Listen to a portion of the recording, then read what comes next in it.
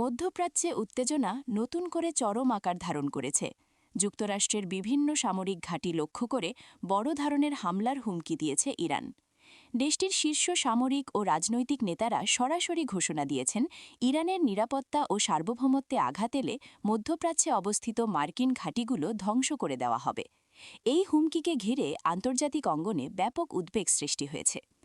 ইরানের ইসলামী বিপ্লবী গার্ড বাহিনী আইআরজিসি জানিয়েছে, যুক্তরাষ্ট্র দীর্ঘদিন ধরেই এই অঞ্চলে অস্থিতিশীলতা সৃষ্টি করছে। ইরানি কর্মকর্তাদের দাবি, সিরিয়া, ইরাক ও উপসাগরীয় অঞ্চলে মার্কিন সামরিক উপস্থিতি শান্তির জন্য হুমকি। সম্প্রতি ইরানের বিরুদ্ধে নতুন নিষেধাজ্ঞা এবং সামরিক চাপ বাড়ানোর প্রেক্ষাপটে এই কড়া হুঁশিয়ারি দেওয়া হল।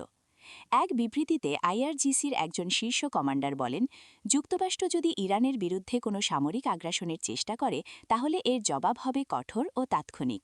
মধ্যপ্রাচ্যের যেখানেই মার্কিন ঘাঁটি আছে সেগুলো আমাদের ক্ষেপণাস্ত্রের আওতায় রয়েছে।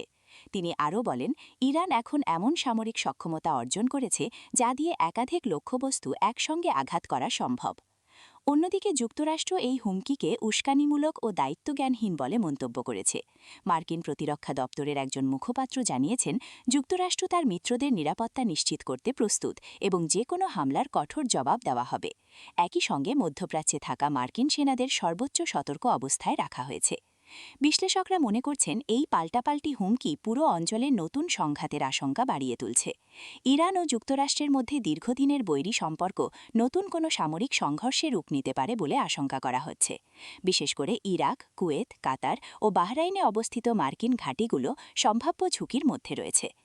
জাতিসংঘ ও ইউরোপীয় ইউনিয়ন উভয় পক্ষকে সংযম দেখানোর আহ্বান জানিয়েছে। তারা বলছে, যে কোনো সামরিক সংঘাত বিশ্ব অর্থনীতি ও আঞ্চলিক স্থিতিশীলতার উপর ভয়াবহ প্রভাব ফেলতে পারে। এখনও পর্যন্ত কূটনৈতিক আলোচনার পথ পুরোপুরি বন্ধ হয়নি বলে মনে করছেন আন্তর্জাতিক পর্যবেক্ষকরা। মধ্যপ্রাচ্যের এই উত্তপ্ত পরিস্থিতি কোন দিকে মোড় নেয় সেদিকেই এখন তাকিয়ে আছে বিশ্ববাসী।